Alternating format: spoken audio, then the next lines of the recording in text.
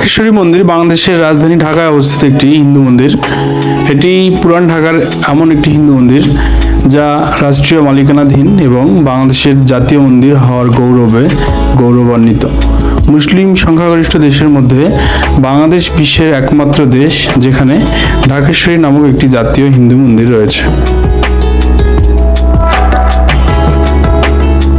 ঢাকেশ্বরী মন্দিরের প্রতিষ্ঠাকাল সম্পর্কে সুনির্দিষ্ট তথ্য পাওয়া যায় না, তবে ধারণা করা হয় যে এটি সেন রাজবংশের রাজা বল্লাল সেন 12শত শতাব্দীতে প্রতিষ্ঠা করেন। অবশ্য মন্দিরের বর্তমান স্থাপত্যের সাথে সেই সময়ের মিল খুঁজে পাওয়া যাবে না, কারণ অসংখ্যবার মেরামত, সংস্কার এবং পুনর্নির্মাণের ফলে এটি সম্পূর্ণ নতুন চেহারা লাভ করেছে। এটি ঢাকার সাংস্কৃতিক ঐতিহ্যের একটি অপরিহার্য অংশ হিসেবে বিবেচিত হয়। ঢাকেশ্বরী মন্দিরের স্থাপত্য শৈলী বিশেষভাবে উল্লেখযোগ্য।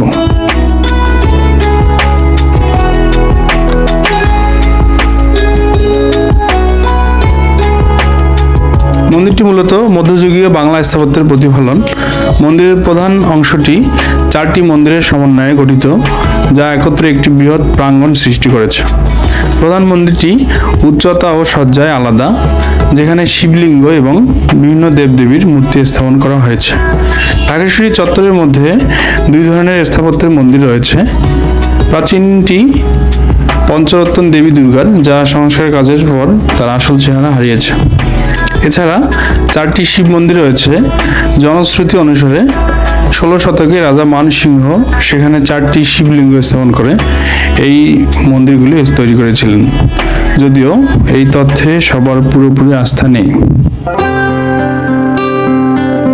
যাই হোক, মন্দিরের অভ্যন্তরীণ দৃশ্যে দেখা যায় মন্দিরটিতে ছিল পঞ্চরত্ন, এর সামনে নাট মন্দির এবং তার চারপাশে সারি সারি কক্ষ এবং একটি বড় পুকুর। ঢাকেশ্বরী মন্দিরে যদিও অনেক ভিড় থাকে, তবু এটি একটি শান্তির আবাস। কলকল ধ্বনিতে সন্ধ্যার আলো এবং মন্দিরের ঘণ্টার সুর একসাথে মিশে যায় এবং শান্তিপূর্ণ পরিবেশকে একটি আনন্দদায়ক অনুষ্ঠান করে তোলে। এটিকে বাংলাদেশের জাতীয় মন্দির হিসেবে ঘোষণা করা হয় 1996 সালে। এরপর ঢাকেশ্বরী মন্দিরের নাম পরিবর্তন করে ঢাকেশ্বরী জাতীয় মন্দির রাখা হয়, যা বাংলাদেশের হিন্দু সংস্কৃতি ও উপাসনার কেন্দ্র হিসেবে এর অবস্থান প্রতিফলিত করে। এটি ছিল বাংলাদেশি হিন্দুদের একটি বড় প্রচারণার চূড়ান্ত পরিণতি, যারা 1988 সালে ইসলামকে রাষ্ট্রধর্ম হিসেবে ঘোষণা করার পর প্রাথমিক হিন্দু উপাসনালয়ের জন্য সরকারি স্বীকৃতির দাবি জানিয়ে আসছিল। ঢাকেশ্বরী মন্দির হিন্দু ধর্মাবলম্বীদের জন্য একটি গুরুত্বপূর্ণ তীর্থস্থান। এখানে প্রতি বছর দুর্গাপূজা, কালী পূজা, জন্মাষ্টমী সহ বিভিন্ন ধর্মীয় উৎসব পালিত হয়। এই সময়ে মন্দিরে ভক্তদের আগমন বেড়ে যায় এবং একটি মহোৎসবের পরিবেশ সৃষ্টি হয়। এছাড়া মন্দির প্রাঙ্গণে নিয়মিতভাবে আরতি, কীর্তন এবং ধর্মীয় আলোচনা অনুষ্ঠিত হয়, যা ভক্তদের আধ্যাত্মিকতার পিপাসা মেটায়।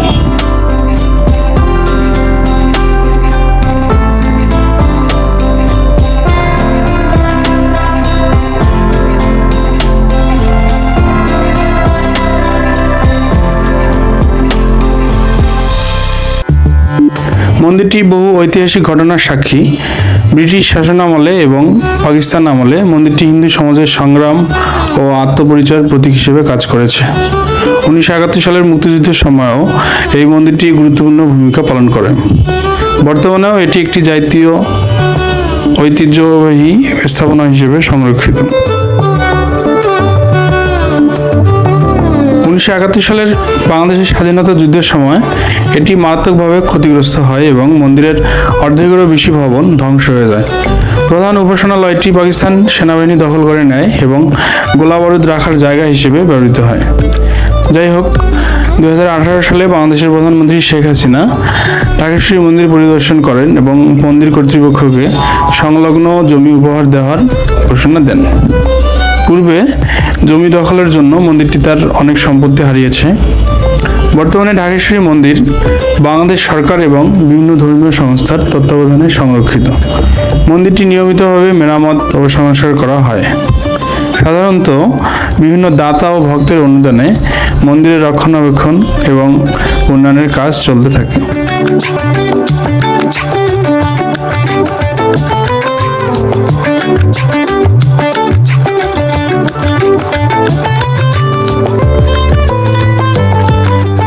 মন্দির প্রাঙ্গণে একটি মুক্তিযুদ্ধ জাতীয় স্মৃতিসৌধ নির্মিত হয়েছে, যা জাতীয় স্মৃতিচারণার অংশ। আমাদের হিন্দুদের জন্য বছরের অন্যতম গুরুত্বপূর্ণ ঘটনা হলো জন্মাষ্টমীর শোভাযাত্রা, যা ঢাকেশ্বরী মন্দির থেকে শুরু হয়ে পুরান ঢাকার রাস্তা দিয়ে এগিয়ে যায়। ভগবান শ্রীকৃষ্ণের জন্মদিনের এই দিন বাংলাদেশের সরকারি ছুটির দিন। প্রাচীনকালে ঢাকেশ্বরী মন্দির চত্বরে চৈত্র মাসে উৎসব হতো। লক্ষ লক্ষ হিন্দু ধর্মাবলম্বী মানুষ তাদের পাপ থেকে মুক্তি পেতে চৈত্র মাসের শুক্লা অষ্টমীতে লাঙ্গলবন্ধে স্নান করতেন। দেবী দুর্গার আশীর্বাদ পেতে বিভিন্ন রাস্তা থেকে পায়ে হেঁটে ঢাকেশ্বরী মন্দিরে আসতেন বিপুল সংখ্যক মানুষ। এটি ছিল তাদের পুরো বছরের সেরা মুহূর্ত। বর্তমান সময়ে প্রতি বছর ঢাকায় দুর্গাপূজার সবচেয়ে বড় উদযাপন এই জাতীয় মন্দিরে অনুষ্ঠিত হয় এবং অনেক গণ্যমান্য ব্যক্তি আসেন। কয়েক হাজার উপাসক এবং দর্শক প্রাঙ্গণের মধ্যে দিয়ে যাতায়াত করে এবং সেখানে তাদের প্রসাদ দেওয়া হয়। ষষ্ঠী, সপ্তমী, অষ্টমী ও নবমীর পবিত্র আচার পালনের পর বিজয়া দশমী উদযাপনের মধ্য দিয়ে 5 দিন পর দুর্গাপূজা শেষ হয়। বিজয়া দশমীর সমাপ্তি ঘটে দেবী দুর্গা ও তার 4 সন্তান দেবী লক্ষ্মী, দেবী সরস্বতী, কার্তিক দেব ও গণেশ দেবের প্রতিমা নদী বা সমুদ্রে বিসর্জনের মধ্য দিয়ে এবং মন্দির থেকে শোভাযাত্রা শুরু হয় বিসর্জন প্রক্রিয়ার মধ্য দিয়ে। এখানে একটা উল্লেখযোগ্য ঘটনা হলো ভারতের প্রধানমন্ত্রী নরেন্দ্র দামোদর মোদী 7 জুন 2015 তারিখে বাংলাদেশে তার সরকারি সফরের সময় এই মন্দিরে প্রার্থনা করেছিলেন। মন্দির কর্তৃপক্ষ তাকে ঢাকেশ্বরী দেবীর একটি মডেল উপহার দিয়েছিলেন। ঢাকেশ্বরী মন্দির শুধু ধর্মপ্রাণ হিন্দুদেরই নয়, বরং দেশি বিদেশি পর্যটকদের আকর্ষণ করে। মন্দিরের সুরম্য স্থাপত্য, ঐতিহাসিক মূল্যবোধ এবং ধর্মীয় মাহাত্ম্য পর্যটকদের মনোযোগ আকর্ষণ করে। এছাড়া মন্দির প্রাঙ্গণের শান্ত স্নিগ্ধ মনোরম পরিবেশও পর্যটকদের মুগ্ধ করে। মন্দির কর্তৃপক্ষের ভবিষ্যতে মন্দিরের প্রাঙ্গণে আরও বিভিন্ন সুবিধা ও সেবার ব্যবস্থা করার পরিকল্পনা রয়েছে। এর মধ্যে একটি বৃহৎ ধর্মীয় গ্রন্থাগার, ভক্তদের জন্য ছাউনি এবং একটি সংস্কৃতি কেন্দ্র নির্মাণের পরিকল্পনা রয়েছে। এসব উদ্যোগ মন্দিরের গুরুত্ব ও প্রভাবকে আরও বৃদ্ধি করবে বলে আশা করা যায়। ঢাকেশ্বরী মন্দির বাংলাদেশের একটি ঐতিহাসিক চেতনা সমৃদ্ধ পবিত্র স্থাপনা। মন্দিরটি আমাদের হিন্দুদের জন্য একটি গুরুত্বপূর্ণ তীর্থস্থান এবং পর্যটকদের জন্য একটি দৃষ্টিনন্দন গন্তব্য। মন্দিরটির গুরুত্ব ও মাহাত্ম্য আমাদের সংস্কৃতি ও ঐতিহ্যের প্রতিফলন, যা আমাদের জাতীয় পরিচয়ের একটি গুরুত্বপূর্ণ অংশ। সবাইকে ঢাকেশ্বরী মন্দির ঘুরে আসার সাদর আমন্ত্রণ রইল। সবাই ভালো থাকুন, সুস্থ থাকুন এই কামনা।